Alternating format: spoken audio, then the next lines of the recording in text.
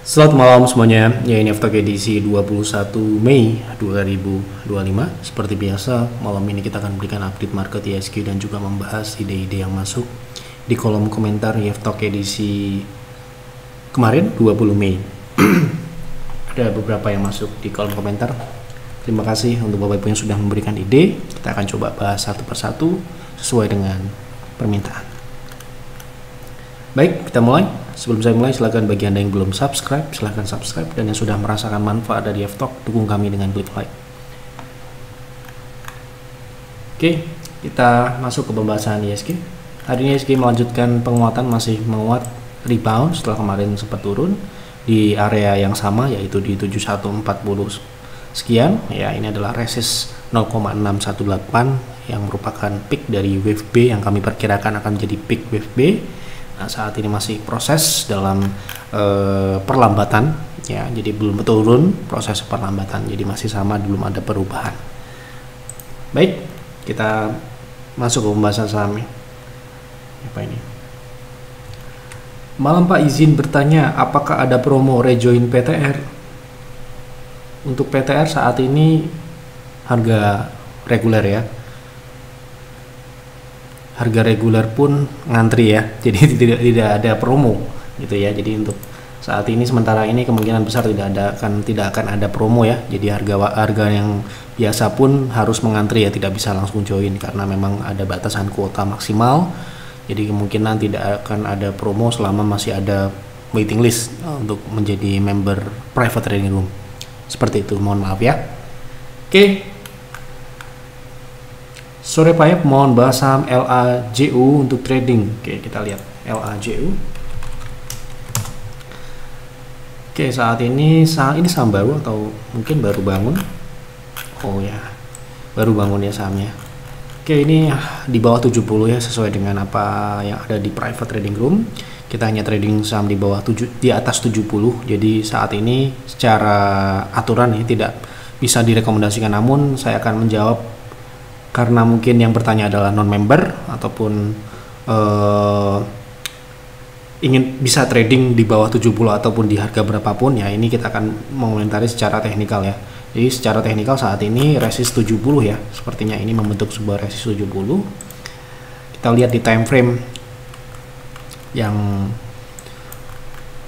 memungkinkan untuk kita analisa karena memang secara pergerakan masih sangat minim untuk kita dianalisa di H4 ataupun di daily gitu ya. Kita lihat di sini terbentuk sebuah area support dan resistance. Di sini ada resist 72 ya, dan saat ini sepertinya sedang menguji support 62. Jadi kalau Anda mau buy on weakness bisa di 62 sampai dengan 60 dengan stop loss ketat di bawah 58. Untuk TP saat ini di 72 dan ekstensi ya, kalau misalkan ini bisa lanjut, dan TP2 nya ada di 85 seperti itu ya. Jadi harus hati-hati ya, ingat ya, ini saham di bawah 70 resikonya kembali tidur di 50. Resikonya tidak hanya rugi floating, tapi modal Anda bisa mengendap di situ selama dia masih tidur di 50. Seperti itu. Sore Pak, pada Maret kemarin sempat Pak Yev bahas bahwa Amen layak invest, namun ternyata menjadi tidak layak invest berdasarkan lap Q terbarunya. Apakah berarti ini saat ini distribusi di harga berapa baiknya saya jual? Saya punya 20 PV di harga 6.000, terima kasih. Oke. Kalau kita bicara fundamental, ada pelaporan terbaru, ya tentu saja itu akan menyebabkan berubahnya pandangan kita karena memang laporan kinerja itu menentukan sebuah kelayakan investasi. Jadi ketika kita berinvestasi, patokan kita adalah fundamentalnya. Ketika kita memilih saham untuk investasi, yang pertama kita lihat adalah fundamentalnya, baru kita cek bagaimana harga sahamnya. Jika sebuah harga sahamnya naik namun secara fundamental tidak layak, tentunya yang sikap kita adalah keluar ya, atau menjualnya gitu ya. Jadi secara fundamental kita sudah bahas apakah ini layak dan tidaknya di pembahasan terakhir ya. Jadi kalau saya melihat dari sisi teknikal pun, saham ini posisinya sekarang ini memang sell on strength ya, seharusnya dari trennya ini, dan juga secara teknikal jangka pendek menengah saham ini sudah berada di level yang memungkinkan untuk take profit misalkan Anda punya gitu. Kalau misalkan Anda punya ini profit ya.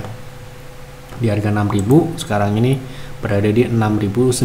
Jadi investasi Anda meskipun mungkin fundamentalnya berubah, tetapi setidaknya Anda bisa melakukan take profit di harga saat ini di 6.900 sampai dengan kemungkinan apabila diberikan kelebihan lagi, potensi upside selanjutnya ada di 8.450. Aturan exit ataupun entry yaitu bertahap ya, jadi Anda bisa distribusi secara bertahap. Profit yang bisa Anda dapatkan dari investasi di Aman ini di harga 6.900 sampai dengan 8.400-an.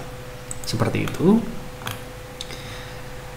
Siang Pak, saya invest di KLBF di harga 1.200-an berdasarkan saran dari Pak Yev karena KLBF layak invest. Bisa tolong update target price investasinya Pak, sampai harga berapa target growth-nya? Saya punya 5 PV. Jadi KLBF di pembahasan terakhir saham ini konsolidasi dalam jangka panjang ya. Tentu saja entry terbaiknya adalah ketika harganya turun di bawah area support konsolidasi ya. Jadi untuk TP konsolidasi itu biasanya berada di middle area dan resist konsolidasinya. Middle area yang saya lihat di saham KLBF ini berada di sekitar 1.500-an. 1.500-an ini merupakan area tengah ya. Area tengah ini berarti bisa menjadi target price yang memungkinkan untuk saat ini karena harga saat ini sudah mendekati 0,6 ya. Kalau kita lihat, kita coba lihat 0,7 yang selanjutnya ya. 0,7 itu berada di sekitar resist 2000-an. Ya, resist 2000-an ini mungkin bisa menjadi TP selanjutnya. TP terdekat sudah hampir tercapai ya di 1.600, 1.500. 1.500 ini 0,3 ya. Jadi kalau misalkan Anda mau distribusi sebagian bisa di area ini, kemudian sisanya Anda bisa jual di sini karena memang saham ini dalam jangka panjang dia konsolidasi. Ketika konsolidasi berarti strategi yang paling ideal adalah kita membeli ketika harga turun di area support. Kemudian kita akan jual di middle area ataupun di resist, mendekati resist konsolidasinya. Seperti itu. Pak F, tolong bahas MBMA untuk trading gimana potensinya, berapa TP dan hasilnya. Bahas juga efek MBMA masuk daftar indeks MSCI. Apa emiten yang masuk MSCI prospeknya selalu bagus? Tidak ya, karena ya kita lihat dulu ya, Indah Kiat, kemudian TKIM, kemudian saham kalau nggak salah ya saham beberapa bank digital. Itu setelah masuk justru malah mengalami penurunan. Dulu kita sudah pernah sempat membuat artikel terkait riset kami setelah sebuah saham itu masuk ke dalam indeks asing gitu ya. Jadi kalau misalkan kita melihat seperti saham Goto contohnya ya, jadi kalau kita melihat seperti itu, patokan kita trading itu adalah teknikal, bukan karena adanya masuk indeks atau tidak. Selama teknikal itu menarik ya kita beli. Tapi kalau investasi misalkan dia masuk, jadi ada beberapa hal yang saya pelajari selama 10 tahun terakhir di market. Ketika sebuah saham masuk ke dalam indeks, kita lihat dulu apakah naiknya ini karena market cap-nya yang naik atau memang fundamental yang naik. Ada beberapa hal karena asing itu masuk juga karena size-nya yang meningkatnya. Size yang naik ini disebabkan oleh harga saham yang sudah naik. Harga saham yang sudah naik ya, harga saham yang sudah naik tentu saja secara valuasi kemungkinan juga sudah tidak murah lagi. Bukan berarti tidak bisa naik ya, sudah tidak murah lagi gitu. Jadi kalau misalkan kita lihat dari sisi pendekatan fundamental, tentu saja itu adalah pendekatan investasi. Kalau misalkan kita bicara trading ya udah kita bicara potensi jangka pendeknya aja gitu ya. Jadi kalau misalkan masuk indeks, saya akan pertama yang saya lihat adalah bagaimana harga sahamnya dan bagaimana fundamentalnya. Karena kita investasi, dia masuk indeks berarti adalah saham yang masuk ke dalam daftar yang direkomendasikan. Tetapi bukan berarti saham tersebut ketika direkomendasikan dalam posisi yang sudah dalam posisi yang menguntungkan apabila kita investasi gitu ya. Jadi itu harus kita tahu. Oke, kita lihat dari sini harga sahamnya memang sejak IPO di 2023 dia turun ya. Nah, wajar karena memang secara fundamental pun karena kita sudah pernah bahas ya. Kita sedikit lihat dulu bagaimana fundamentalnya gitu ya. Nah ini ya. Jadi kalau misalkan kita bicara kinerja terakhir di kuartal 3 misalkan ini drop sampai dengan rugi ya.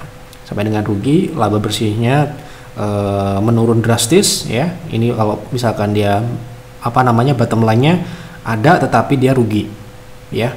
Jadi kita lihat rugi dan turun drastis. Nah, ini yang menyebabkan ya mungkin walaupun dia masuk indeks sekalipun kemungkinan Yeff Advisor tidak akan merekomendasikan saham seperti ini untuk diinvestasi ya gitu. Jadi trading only gitu.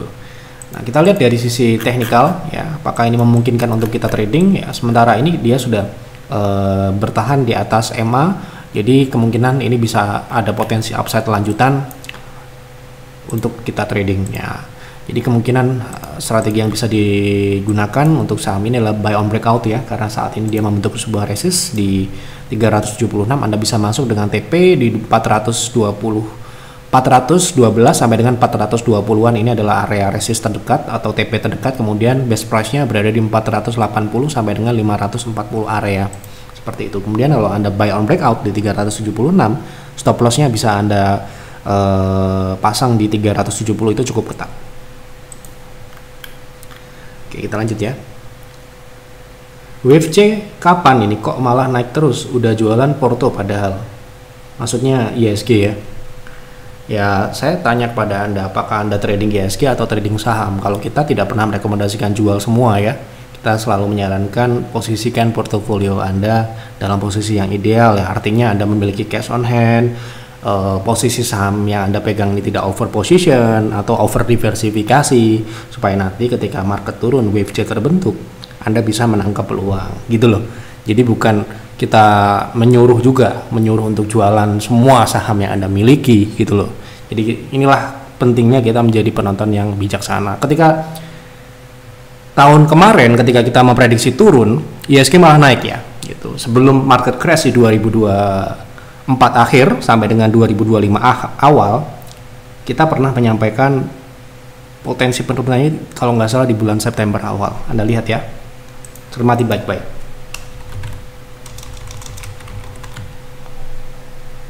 Oke, jadi seperti ini ya secara teknikal ya. Jadi ISG itu mulai turun di 19 September ya. Kita coba cari pembahasan sebelum itu, berarti di bulan September awal atau Agustus, ketika kita memperingatkan potensi penurunan ISG. Seperti halnya juga BRI ya, di kuartal 2, kuartal 1 akhir kita menyampaikan potensi BRI turun ke bawah 4.000 ya kan. Apakah langsung ke 4.000 kan? Tidak gitu ya. Nah, ini pentingnya ya untuk kita menjadi penonton yang bijak. Nah, ini ya. Jadi kita sudah memperingatkan ya di bulan September awal, tanggal 1 September. Lihat ya, tanggal 1 September itu di sini ya. Di sini ya. Apa yang terjadi? Apakah ISG langsung turun? Tidak. Sangat baik sekali. Malah dibuat naik 4% lebih. Bagus atau tidak? Bagus sekali. Berarti penonton Yeftalk bisa mempersiapkan dengan lebih matang penurunan yang akan terjadi selanjutnya. Kita sudah memperingatkan ISG akan turun ke bawah 7.000 ya saat itu. Bahkan kita sudah melihat penurunan bahkan ke 6.000-an ya gitu. 6.000 berapa kemarin, hampir 5.000, di bawah 6.000 gitu. Jadi seharusnya ya, tetapi saya yakinnya bahwa tidak akan semua orang bisa menangkap apa yang kami sampaikan dengan baik gitu ya, dengan bijaksana. Karena ya sekali lagi ini tergantung dengan orangnya, cara kita menyerap informasi yang ada, bagaimana mengkonversikan informasi yang ada. Karena kan informasi di Yeftalk ini sifatnya sangat lemah sekali, jadi Anda tidak bisa menjadi patokan utama, tidak bisa ya. Saya selalu menyampaikan ini di akhir Yeftalk ataupun saat kita sampaikan, selalu olah lagi informasi yang saya sampaikan, jangan ditelan mentah-mentah. Konsultasikan dengan advisor yang Anda mungkin member, Anda memiliki fasilitas konsultasikan ya portofolio Anda seperti apa ya. Tidak ada kok bilang jualin semua mau WFC gitu, nggak ada, pasti nggak ada ya, karena kita selalu memberikan saran-saran yang sebijaksana mungkin ya, agar portofolio selalu ideal, cash on hand selalu tersedia. Ketika nanti market turun, Anda bisa menangkap peluang yang diberikan oleh market ya, karena tidak selamanya market itu naik dan tidak selamanya market itu turun, ada yang namanya dinamika market ya gitu. Jadilah penonton yang bijaksana, entah itu nonton Yeftalk ataupun nonton di tempat lain. Jangan menelan mentah-mentah apa yang ada, apalagi cuma lihat judulnya aja. Wah, itu sangat berbahaya sekali ya. Sekarang ini kita memiliki uang ini kan ya, kami ya memiliki uang tidak banyak. Jadi ketika kita mengambil sebuah keputusan investasi ataupun trading, tentu saja kita sudah ukur dan kalkulasi secara mendalam ya. Tidak bisa hanya karena melihat ini atau melihat itu kemudian kita kita mengambil sebuah keputusan. Itu sangat berisiko sekali, ya. Gitu. Jadi sekali lagi, jangan ditelan mentah-mentah. Informasi yang ada di Yeftalk sangat lemah. Anda harus meragukan apa yang saya sampaikan, ya. Pelajari bagaimana track record Yeftalk, ya. Sangat banyak sekali kesalahan-kesalahan yang kami lakukan. Jadi itu harus menjadi sebuah parameter Anda untuk mengambil keputusan. Jangan sampai Anda menelan mentah-mentah informasi yang ada di Yeftalk ataupun di website kami sekalipun, ya. Gitu. Oke. Jadi WFC apakah akan terjadi? Menurut saya iya. Menurut saya iya dalam proses, ya. Gitu. Tetapi apakah nanti di tanggal 22, tanggal 23, tanggal 26 itu terlepas dari itu, saya selalu ingatkan kami bukan price maker, ya. Ketika kita bilang, oh saham ini akan turun, ya, apakah saham itu turun? Belum tentu juga.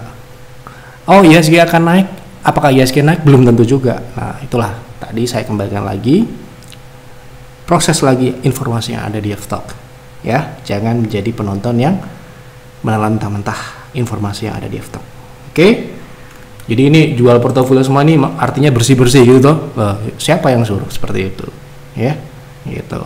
Jadi Anda tidak menonton dengan baik atau menyerap informasi dengan baik. Ya, kita tidak pernah menyarankan jual semua mau WFC gitu, nggak pernah, ya. Gitu.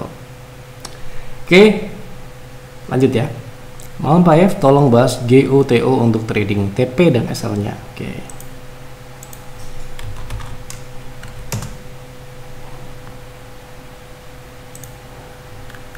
Oke, kita lihat GOTO secara teknikal memang saat ini swingnya masih swing turun, ya. Jadi kemarin kita bahas potensinya turun menguji support gap di 67, ya. Sementara ini saya menyarankan untuk menunggu dulu di area ini dulu, baru ada technical rebound, ya.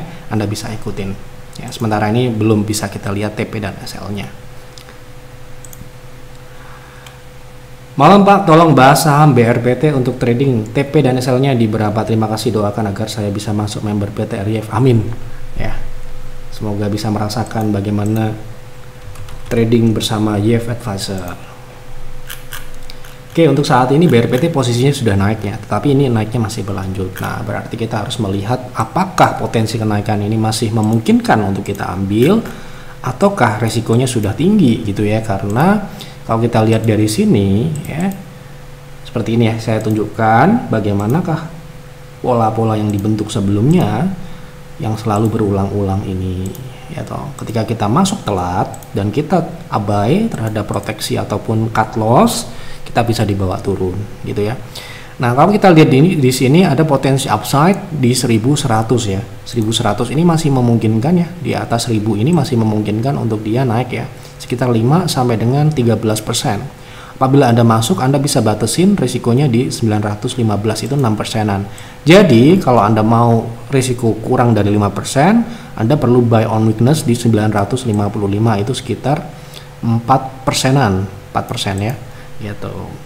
Dikasih atau tidak, sekali lagi saya tidak bisa menjaminkan, ya, apakah dapat buy on weakness atau tidak gitu, tapi agar resikonya itu masuk ke dalam hitungan di private trading room, saham tersebut harus turun di 955 agar bisa dibeli, ya, gitu. Malam Pak, terima kasih tim PTR buat saham baiknya. Saham baik. Izin konsul, kenapa HMSP berat lanjut naiknya Pak? Tidak seperti saham baik.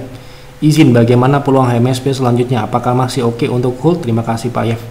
Ya, jelas berbeda, ya, saham small caps dengan big caps tentu saja nggak sama gitu, ya. Jangan disamakan dong saham kecil dengan saham besar. Modalnya juga berbeda, cara menggerakkannya juga berbeda, ya. Seperti saham baik ini kan ini, ya, saya kasih tahu kenapa kok PTR itu dibatasin, ya. Kita harus sampaikan ini supaya apa? Supaya menjadi sok-sokan banget dibatas-batasin gitu, ya, membernya. Apa kamu nggak butuh duit gitu, misalkan gitu kan, ada perkataan seperti itu.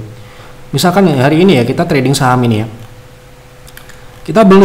baru kita beli, ya, beberapa jam kemudian, ya, kita rekomendasikan ini di 188, ya, saham ini dalam beberapa menit kemudian mencapai TP, ya, gitu, di 7 menit. Apakah ini disebut day trade atau scalping? Tidak, ya. Kita tetap menggunakan pendekatan swing, tetapi memang sayangnya kita terlalu besar untuk membelinya. Jadi harga sahamnya langsung naik, ya kan, gitu. Nah inilah yang kita nggak mau, yang seperti ini, ya. Kenapa kok PTR ini dibatasin, ya? Semakin banyak member, semakin sulit untuk kita mencari rekomendasi, membuat rekomendasi, ya. Karena ya sekali lagi trading saham small caps tentu saja akan lebih gampang atau lebih mudah untuk kita gerakkan kalau kita bersama-sama tentu saja, gitu ya. Nah, kalau kita trading saham seperti big caps tentu saja tidak memungkinkan pada setiap waktu. Hanya waktu tertentu saja ketika market turun, ketika market crash seperti kemarin kita bisa trading saham BCA, BRI, ya, seperti saham BMRI, BNI kita bisa tradingkan. Tetapi ketika market sudah naik terlalu tinggi seperti sekarang, gitu, tentu saja kita harus mencari alternatif trading di saham-saham yang seperti saham ini, ya, yang naik 18% hanya dalam 7 menit, gitu ya. Apakah saya senang? Ya saya senang atau tidaknya parameter saya adalah member saya puas dengan rekomendasi kami, ya. Saya nggak mau rekomendasi naik tetapi tidak banyak yang ikut, ya, gitu loh, karena ya terlalu kecil. Sekali lagi ya, inilah kenapa kita batasin PTR, supaya apa? Supaya pergerakan saham yang kita rekomendasikan ini senatural mungkin dan kita tidak menggoreng saham tersebut. Tetapi ya sekali lagi ya kita tidak bisa jangan beli gitu kan, nggak mungkin, gitu ya. Jangan ikut beli gitu kan, nggak mungkin, gitu ya.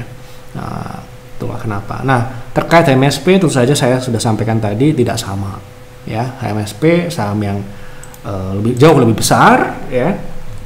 Pergerakannya tentu saja lebih soft ataupun lebih moderat pergerakannya, tidak bisa seagresif saham small caps, ya kan. Bagaimana potensinya? Ini masih naik, jelas masih naik, swing naiknya masih jalan, ya, masih ke 645 atau 680, ini masih memungkinkan saham ini, gitu ya. Ya, seperti itu ya. Jadi jangan disamakan saham kecil dengan saham besar, itu tidak sama. Kecil dan besar itu ditentukan oleh market cap, ya, gitu. Seberapa mudah, seberapa berat saham itu tentu saja ditentukan oleh kapitalisasinya, ya. Semakin besar tentu saja semakin besar cost yang harus dikeluarkan ataupun buying power yang harus dikeluarkan untuk menggerakkan sebuah harga saham, gitu ya. Oke. Lanjut ya. Halo Pak Yusuf, tolong bahas INDF, apakah bisa untuk swing trading? Terima kasih dan semoga Pak Yusuf dan tim sehat selalu. Amin. Terima kasih doanya. Oke, kita lihat INDF ya. Oke, untuk swing sekarang ini posisinya sudah membentuk high low ya. Jadi mungkin kita lihat dulu, kemungkinan ini 0,2 atau 0,3 ya. Area best price yang paling memungkinkan ya saham ini sebenarnya ada di 7750 ya. Jadi mungkin saran saya nunggu koreksi lagi agar lebih menarik ya, lebih menarik dari sisi teknikal ya. Saham ini masih saat ini sedang menguji resist 8000 ya. Kalau dia tidak kuat bertahan, seharusnya koreksi ini bisa berlanjut ke 7750 ini. Jadi saran saya dengan indikator yang masih mengarah ke bawah, koreksi ini masih bisa lanjut. Saran saya buy on weakness ya di 7725 atau kalau bagusnya lagi di 7750, di mana di sini ada support juga. Begitu ya. Sementara ini tunggu di bawah lagi. Izin Pak Yap, mohon dibahas ISAT dan INDF untuk trading, berapakah SL dan TP-nya? Terima kasih. Oke, kita lihat ISAT sepertinya sudah naik ya. Sekarang ini sepertinya potensi upside-nya juga sudah cukup terbatas. Kita trading terakhir di 1300 ya, bulan Maret. Ya, ini ya. Jadi PTR masuk di bulan Maret. Itu kira-kira di area ini ya. Di 1300-an ya. Tentu saja saat ini sudah naiknya jauh sekali ya. Kalau kita bicara 1300 ke harga 2000 ya, sekarang udah naiknya hampir 60% ya dalam waktu kurang dari 3 bulan ya, gitu. Jadi potensi upside selanjutnya ini masih ada, tetapi sepertinya sudah cukup mengecil ya, sekitar 7%-an. Kalau Anda mau, monggo bisa dengan stop loss di bawah 2040, karena kalau dia turun ke bawah 240 kemungkinan dia akan mengarah ke support area 1960 sampai dengan 1830, di mana di situ terdapat dua gap terbuka di 1820 dan 1745. Kalau saya mungkin karena upside-nya ini tidak mencukupi untuk kita rekomendasikan misalkan di private trading room, saya akan membiarkan saham ini naik dan menunggu koreksinya ini terjadi agar risk dan rewardnya lebih menarik lagi.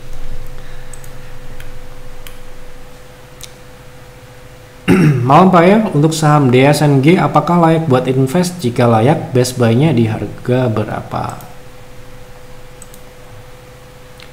DSNG sudah pernah kita bahas ya, saham ini sudah naik ya, posisinya sudah naik dari bulan kemarin. Nah, best buy-nya tentu saja di 680 ini ya, sudah pernah kita bahas kalau di bawah 700 ya. Gitu. Kalau Anda mungkin mau masuk, tunggu koreksi lagi mungkin di 725 sampai dengan 655 ya. Kalau dari sisi fundamental tentu saja ini saham komoditas tentu saja harus kita perhatikan baik-baik bagaimana pola komoditas CPU so far masih on track uptrend ya. Jadi kalau misalkan kita lihat koreksinya ini merupakan kesempatan untuk mengakumulasi ya. Gitu. Pak, tolong review FPNI untuk trading. Oke, kita lihat FPNI untuk trading jangka pendek ya. Untuk saat ini FPNI secara teknikal konsolidasi ya. Ya, konsolidasinya ini bisa nggak ya kira-kira untuk trading gitu ya. Jadi konsolidasinya ini di area 214 itu resistnya, supportnya di 171. Sekarang berada di middle area. Jadi potensi upside selanjutnya sekitar 9%. Mungkin bisa lebih ya, bisa lebih karena di sini ada shadow. Tapi yang kita bisa katakan di solid barnya di 214 ini 9%-an. Jadi kalau Anda mau bisa dengan stop loss ketat di 188 karena ini sudah di area middle ya. Jadi kalau misalkan di area mid area itu biasanya kita harus hati-hati karena kalau dia balik turun dia balik ke support konsolidasi. Assalamualaikum Pak. Waalaikumsalam. Mohon bahas saham ARCI untuk invest. Apakah layak dan best price-nya di harga berapa? Oke, kita lihat ARCI.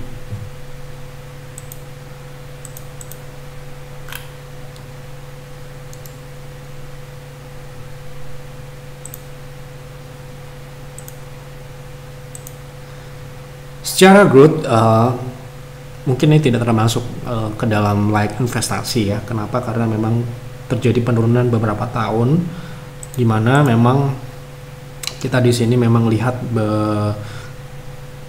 pertambangan emas ini tidak selalu terus naik ya. Di sini ada naik dan turunnya, tidak stabil ya. Jadi kita lihat di sini ya. Nah, ini ya. Jadi ini naik dan turun. Nah, berarti ada ketidakstabilan dalam mungkin produksi. Bukan harga emasnya mungkin naik dari 2020 sampai dengan hari ini terus naik ya. Tetapi ya, ini yang perlu kita luruskan ya, bahwa sebuah perusahaan pertambangan itu harus menjaga keberlanjutan produksinya. Ketika harga naik tetapi produksinya tidak naik, tentu saja akan menyebabkan penurunan revenue ya dan menurunkan pertumbuhan. Pertumbuhan di sini bisa dilihat dari sisi revenue, sales ataupun dari sisi laba profitabilitasnya. Di sini profitabilitasnya ya, kita perlu lihat juga ya bagaimana profitabilitasnya, bisa melihat apakah ini baik dan tidak baiknya.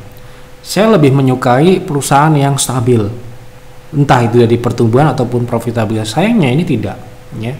Bahkan pada suatu tertentu, di waktu tertentu dia bisa minus. Nah, ini memberikan info pada kita bahwa ada ketidakefisienan di dalam operasionalnya, sehingga menyebabkan yang namanya profitabilitas itu naik dan turun hingga menyebabkan minus ya. Nah, mungkin saham seperti ini lebih cocok untuk trading ya. Kemarin pun kita juga trading di saham RC ya. Kalau kita lihat di PTR sempat masuk ke stock call ya. Itu masuk stock call dan sudah naik ya, tentu saja. Nah, ini ya sudah naik. kita rekomendasikan kemarin, tetapi trading only ya, seperti ini tuh. Menurut saya seperti itu. Kalau apakah layak? Menurut saya tidak layak. Trading only.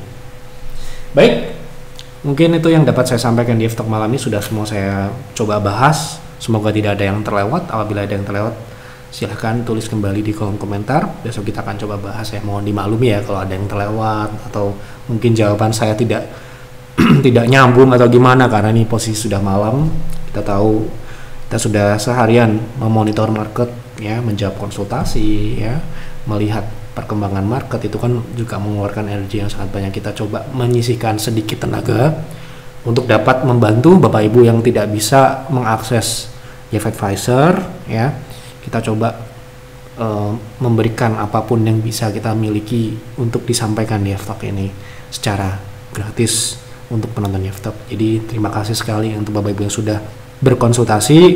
Semoga jawaban yang saya berikan dapat memuaskan. Apabila tidak cocok, silahkan diabaikan ya. Mohon maaf apabila ada kekurangan atau kesalahan dalam menyampaikan YF-Talk malam ini ataupun YF-Talk sebelumnya. Selamat malam dan selamat beristirahat.